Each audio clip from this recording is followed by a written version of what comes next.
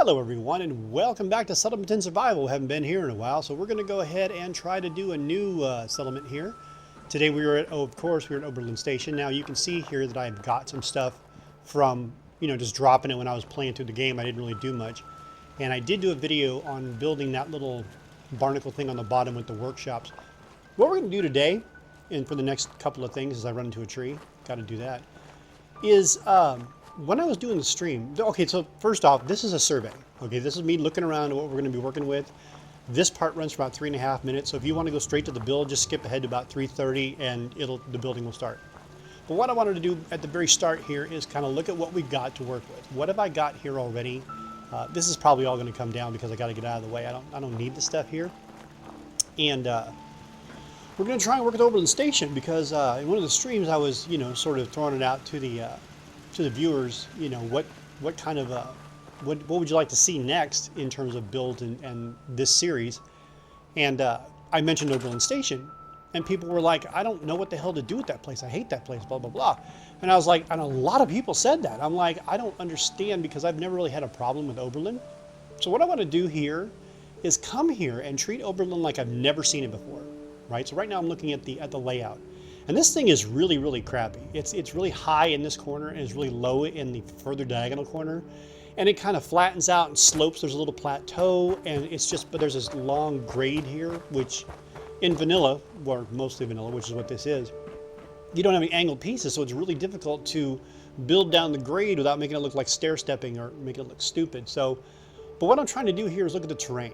What am I working with the terrain? But you can see how it tails off over there on right here. It goes from the growing area straight down into this divot. And again, in order to build this up in the corner, you'd have to build a bunch of stilts or have it be actually below the level of the field, which is problematic. I had not really realized how difficult this thing might be to work with, because it doesn't have that many elevation changes. It ain't no coastal cottage, but it does have a significant amount of subtle problems with it, doubly so because that workshop isn't up against the switching tower. It's kind of sticking out to the side, and the crop area has those raised dirt mounds, and you really can't do much with them. I mean, that's pretty much where the field has to go, right? I mean, if you want it to look like reasonable. But again, you can see how it tails off down to the right there and goes up to the left with this little rectangular spot in the middle. So it's like, do you build in the middle and just make a fortress? But then if you do, everything on the left there is above it, and if you make it down on the bottom, everything's above it. But it's like, well, what do you do with it? How do you build something with it? So we're going to try and build something out of this. It's probably going to be a way station kind of thing. A couple of vendors really, really, really buttoned up because there's a lot of spawns here. And this is a fairly hazardous area for being where it is, sort of near downtown and near the western plant across the way. And if you go south down these tracks, you start running into super mutants pretty quick. So that's what we got to start with. That's the build. Turrets on the roof. I just stuck crap everywhere. So it's like, I needed 100. I'm like, I don't care. So now we're going to go ahead and switch into build mode. And between in the transition there, I went ahead and tore everything down, but left the original stuff so you could see what we were working with. Right. So I took all the plants down, took all the stuff I had built down, and doing that. Now the problem with this particular settlement, I didn't notice this until I started recording this video, is that these are the default settlers. And since they are the default settlers, they have that grubbing in the dirt animation. No matter what you put them on, no matter what you do, if they're here, they're going to be sitting in the they're going to be sitting grubbing in the dirt. So I'm probably going to have to kill them or remove them or something, make them provisioners or whatever. So because of the way I build and the way I enjoy, the way I need to build pretty much is my first job is to make this is to enclose this workshop. I need to incorporate this into something. Now, since I'm running STS, the ground does act a little funky in a lot of spots, but it's not terrible. And there's that trick I've talked about before, where if it doesn't fit one way, rotate it. Maybe one of the edges will be closer, softer, and in this case, you can see rotating it, definitely put it much closer. I mean, it's sinking into the workbench at this point. Now, what I don't like here is the workbench is at an angle.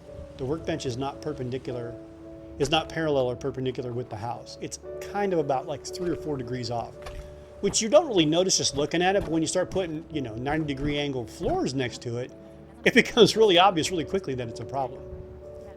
So my first tactic here is to attempt to get it to work with these floors like I did at 10 Pines, as it was 10 Pines, I think, with the immersive gameplay build. And yeah, see, you can see that it's lined up with the house, but it's not lined up with the workbench. So I'm like, okay, how am I going to deal with that? So my first instinct, of course, is to get some floors out and try snapping it. And it doesn't work.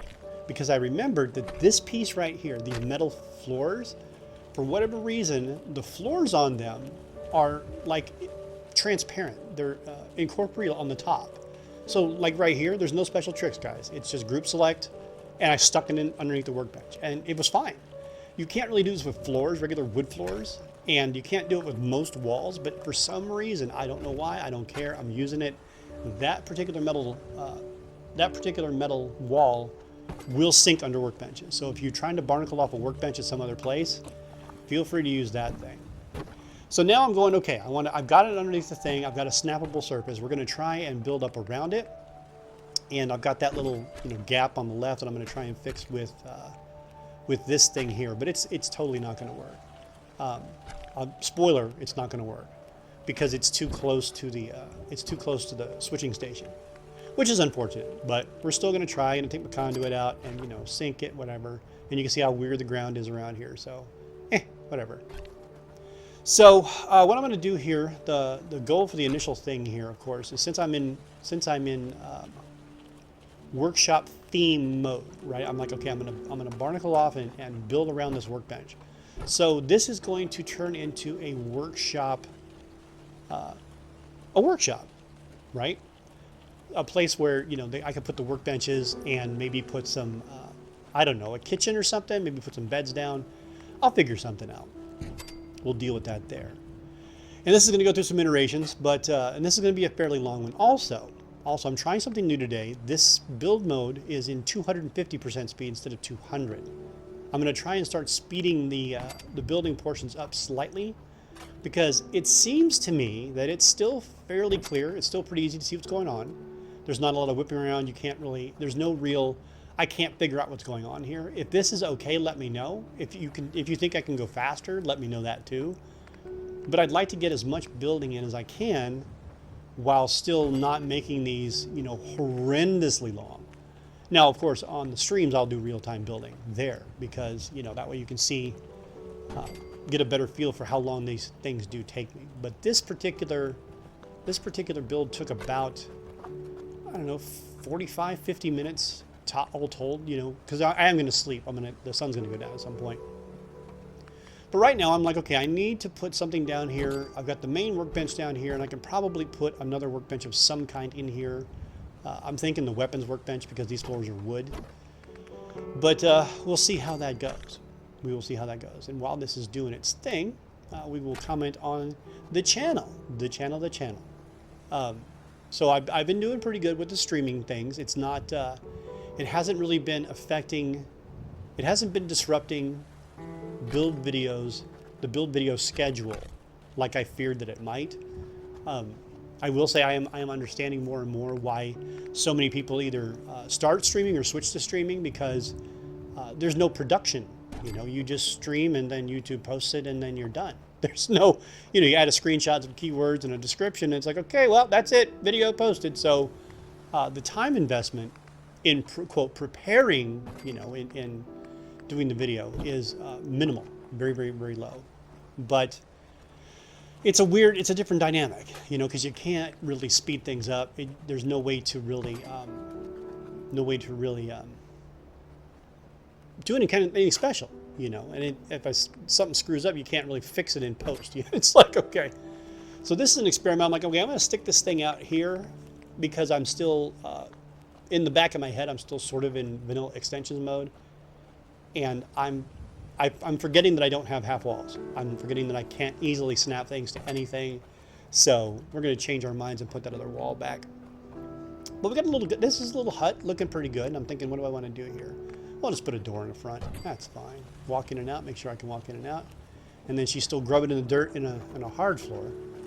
So anyway, so the streams are apparently y'all like them. I do like doing them. They are fun. It's nice to interact with y'all in real time, you know. And I'm still missing too many. I'm still missing too many questions and comments. I don't like that, but that's just the nature of the beast. And again, if you do watch the streams and I do not respond to a question that you've asked, and it rolls out of the chat window, go ahead and feel free to repeat it. I don't mind at all. Repeat yourself as much as you like. With that said, please don't spam. That's not cool. But yeah, they're going pretty good. I'm having really a lot of fun with the Conquest build. It's definitely different. I don't know if I'm gonna be doing much more of it. I think this one build will be it. I may revisit it from time to time and do like micro build in the wilderness, because that seems really, you know, fitting. But in terms of doing a themed build or a large build like I'm doing now with that Minutemen outpost thing, I doubt we'll be seeing too many more of those. Because it's like, I don't know, I have a hard time without anchors, and maybe I'm just used to these. I'm used to, you know, the standard Commonwealth settlements. And look at that. Perfect spacing, lines up at the edge of the wall, happy accident, little Bob Ross style. Oh, happy stairway. So yeah, up here I'm going to put a lounge, or, you know, I don't know what the hell this is going to be, but it's the top of the stairs, so it'll be something. Probably a little patio, because I've got a little railing and a little deck over there. So anyway, that's the story with the streams, and we're going to keep up with those. Like I said, I mentioned this before, but I'm going to go ahead and mention it again. Tuesdays are going to be my wildcard days, so that may not be a guaranteed Fallout. Those may not be Fallout streams. So I'm not going to be offended if y'all don't want to watch it. I totally understand if you're here for the Fallout content, because I mean, really, I've got 180 videos of Fallout, so I mean, it's a reasonable expectation that this would be the draw for the channel. So, with that, I'll segue into State of Decay, because I've been playing the shit out of that lately, and it is fun. It is not as obnoxious as I was fearing that it might be, and thanks to Benjamin Schimpf, I hope I said that right. Special thanks to Benjamin Schimpf for providing me the ability to actually play online, which I have not done in a very long time, folks, a very long time. Because I don't like playing online games for the most part. I prefer single player games. But Draco and Phoenix and all the other builders and JPEG, man, they were just getting on me. Dude, you gotta join us, dude, it's fun, you gotta play. Oh my god, dude, you gotta. So I was like, all right. So last night, I decided I was gonna try and do this. So with the able and incredibly patient assistance of Draco and Victus, I actually figured out a way to be able to talk and listen with Discord, but still hear the game. I mean, I got it all configured. Congratulations, Vic. Yes, you have made great strides into welcoming me to the 21st century, man. Now, of course, the next question is going to be, well, do you have a server of your own? The answer is no, I do not. But that is something I will, now that I know how to do it, that is something I will be actively looking into, I guess is the best way to describe that. I'll be, you know, looking at tutorials and stuff. So in future, there may well be a way for my streams to have a Discord component. I think I'm going to need more cabling, though, like more splitters and maybe a mixing box or something. It's all very confusing because I haven't really done this. But anyway, point is, because I mean, oddly enough, there is sort of a point to this. I actually got to play State of Decay with Vic and Denise, Phoenix, Embrace. And it was very strange because, I mean, that's literally the first time I played a game online in, I don't know, close to a decade, you know? And it was fun. It was very enjoyable. It was good because it was his game, so I could just, you know, learn the ropes and not have to worry about, like, controlling things. You know, I didn't have to pay attention to all that stuff. I could just, you know, play. And it was fun. I'll definitely be looking for other people now that I know how to do it. Of course, since I don't have a mixer or a splitter or something, right? And I use Discord and the PC, and it wasn't tied to the Xbox chat. What did I end up doing is I plugged the headset into the computer, right? So I could hear Discord and talk through Discord. And then I plugged a set of earbuds into my Xbox controller so I could hear the game, right? And then I muted Vic's stream, put the earbuds in, put the headphones over that, and it worked. It actually worked. I was astonished. I mean, my ears started to hurt after a couple hours, but it does work. So, okay, here's the first phase, and we're going to go ahead and go to daytime here. And now we're going to just trim this thing up because now the basic bulk of the structure is complete. And that took about, how much time did that take? We're at what, 15 minutes and at 250, so that's what, 30 minutes, 40 minutes, something like that. So about 40 minutes, 45 minutes to build the structure itself. Now we're going to, you know, patch the gaps, fill the holes, you know, go through and do this stuff. But again, I wanted to point out here that the key, one of the keys to scrappy building is to resist the temptation to redo things. If you do something bad, just, you know, cover it over. Like this thing here, it's floating, right? It's sticking over the side of the thing. So I'm like, I have to patch that. So we're going to do the normal rug a junk fence in the corner, you know, get it in there, make sure it's good, look at it, it's like, okay, look inside. We don't have too much sticking through. That's not too bad. Pull it out, do the trick that Spluff likes so much, pick it up, drop it, take the rug out, and it doesn't sink. Now there is one spot where one of the walls does sink coming up. So it isn't 100%, but hey, I'll take 90, that's fine. So yeah, so that's what's going on with the channel. That's what's going on with State of Decay. We're going to be seeing more of that, and hopefully I can figure out a way to do other stuff. I mean, I would host a game, but my current setup, I'm like, I want to say like 20 days in, something like that, and I'm on the plateau map, and I just got the biggest outpost or whatever it's called. I went and unlocked the mini mall, the boarded up mini mall at the top in the northeast corner.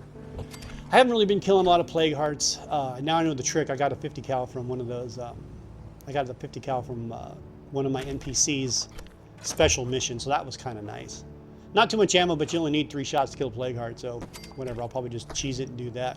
Because killing with explosives and trying to beat them to death with a pipe fitter is not as efficient or effective as you might think. And you know, they get sick and stuff. And I've almost had a character die like twice or 3 times now.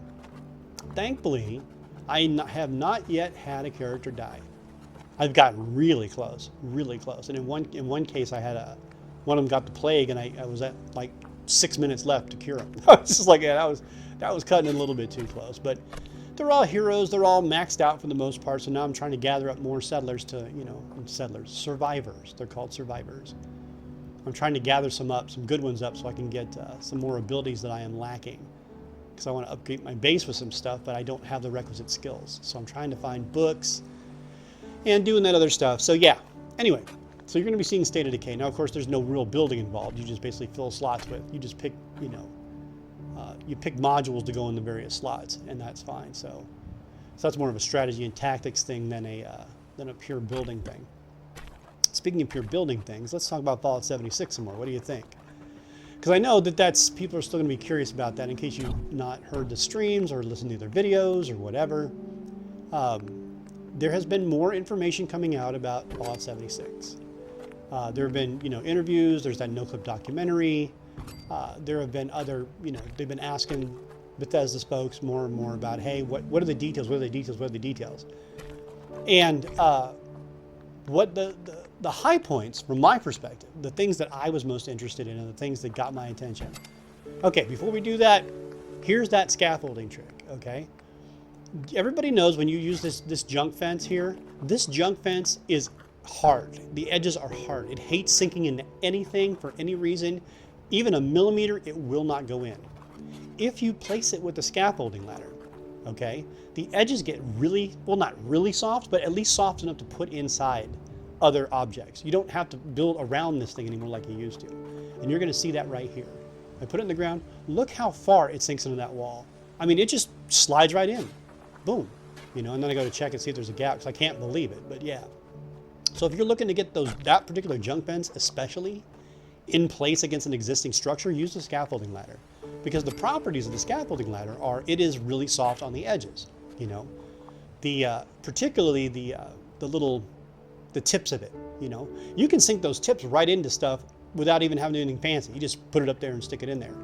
But when you group select with the thing, it transfers those properties a little bit to what you're picking up. So you can do, well, you just saw what we can do with it. And it's good for, you know, ragged terrain. It's good for second story stuff. It's good for other purposes. But its real claim to fame is making things softer and making them sink better into stuff. So anyway, 76. The things that I noticed that they have started to lock down are the details of the multiplayer portion of it, right? One of the things that was concerning me is like, well, you know, one of the things that they're doing that is really surprising to me in terms of all the games I've ever played. Now, I don't know if this is unique to them because, of course, I don't play online games. So if this is another game, I just don't know about it. But on the map, you're going to be able to see every player's position at all times. Okay? That is interesting as hell. That is a very interesting design choice that you are going to be able, in a PvP game, that you're going to be able to know where everybody is all the time. Now, I don't know if you can be able, if you'll be able to like hover over them and see who it is, but you'll at least be able to see that there is a person there. And that's a game changer, man. That's huge. That is very, very interesting. I don't know what their rationale was. I mean, I guess the rationale is pretty simple from a lore perspective. It's like, well, you're all ostensibly Vault 76 residents, right? So you all ostensibly have a Pip-Boy, and it just makes sense logically that there would be, you know, a way to see where all the other Pip-Boys were. That just, you know, it'd be dumb to not have a GPS or a locator ability like that. So that part at least makes sense. So that will definitely, I mean, if you're paying attention, that will definitely cut down on the gankings, you know. Well, at least the unexpected ones. You know, you won't be surprised that somebody just all of a sudden shows up if you just keep checking the map. And, you know, if there's a way to, like if there's an ability to know where they are, even when you're not looking at the map, that would be interesting as hell as well. So that was an interesting thing. And the other interesting thing is from the NoClip documentary. If I remember to, I'm going to link it in the description below so you can watch it. It's really well done. The production value is really good. They did a really good job with it. I mean, it's a very professional and very slick thing. I had never even heard of this channel, but that's because I'm usually oblivious to stuff. But anyway, what they did mention is the Todd said that the server limit would be 24. There'd be 24 people on the server. Now, the other guy, one of the other designers, said he was like, well, 24 to 36. We're not sure, you know, 24 to 30. And then the guys from the company that they bought that did the multiplayer, he didn't say anything one way or the other about it. So I don't know. But it's a given, at least at this current time, that it's going to be a server load between 24 and 36 people. Now, if it's 4 times the size of Fallout, it's going to be rare to run into somebody by accident. It's going to be very interesting to see how that dynamic plays out. So that was interesting as well. And then, you know, there's all these questions about how the settlements are going to work and blah, blah, blah, blah, blah. Since it's not, you know, since it's not a persistent world, you're going to be, you know, hopping from server to server and whatever. But I mean, the current thinking, I think, is that, you know, your stuff stays with you. That's the motif. Your stuff stays with you. So if I were to go into the game and build something, when I logged off, it's going to go away. So the stuff that we build is only going to be there when we're actually in the game. And what it's going to do, one of the other things I picked up is if somebody builds something where you built and you log in and they're already logged in, your stuff's going to go into your backpack, into your blueprint menu. It's not going to build your stuff. Theirs is going to override it, at least while they're logged in. So that's what the blueprint thing is for. I'm sort of disappointed by that because I was hoping it was going to be much more robust than it is. But, you know, it is what it is. And, yeah, so that's how that's going to work. And I will say this. I am noticing that all this new information coming out, people are changing their minds in a big way. I mean, when I was watching it in the stream, everybody's like, oh, hell no, never, blah, blah, blah, blah, never, blah. And then as more and more details come out, more and more people I've seen are pre-ordering the thing. And I'm like, okay, well, that's good. I'm still going to be very interested in watching the videos because for me, I will say this. I'm going to be honest. It has gotten a lot more attractive based on the details we found out so far. But until it has an offline component, I'm not interested. So that's what we built here in 45, 50 minutes of building. So now we've got a little complex where we can put a bunch of workshops. We've got a tentative living area, a little courtyard here. Not sure if this is going to stay. This may very well change. I'm definitely going to change the bottom of the back part because I'm going to put some stores in there, try and figure this out. But, you know, a good little storage working area, a little workshop area. I'll stick a weapons workbench or chemistry station down there. Maybe stick something up here. You know, put a bench or a table up here, barbecue grill. You know, you can see out over the plantation there, such as it is. And then we've got another area down here where, of course, this lends itself well to storage or something. I'm not sure what. And then a little observation post so they can watch the provisioner coming in. Concrete and metal floors, so obviously we can put the armor workbench down here. With some windows and, you know, various other places to put little niches and stuff like that. But this is pretty good. This is a decent start. And oh my God, I think I just saw the workbench sticking out from behind the damned... Did I just see the workbench sticking out through that metal thing? Did I put it too close? Damn it. We're going to walk out past it. No, we're not. I'll have to rewind it and look at it. But if it did, I'm going to have to do something to cover that up. Anyway, so here's what we got, folks. We barnacled up all around the switching station. We pretty much covered it completely from the bottom. Big old gap there. I'll have to do something with that later. And no, it didn't stick it through. Okay, cool. And here's what it looks like from the bottom. All shored up and supported, and another tree because, hey, command performance. We want an encore and slam it into a tree because it wouldn't be my video without slamming into a tree. But I think that's suitably scrappy. That's nice and random. It's mostly wood, some steel. And now we're going to go up to the top. We're going to do our little sign off here, up to the top, and right here. I want to thank you all very much for watching. If you like what you see, click that like button. If you want to see more, hit subscribe. And I will see you in the next one. Take care.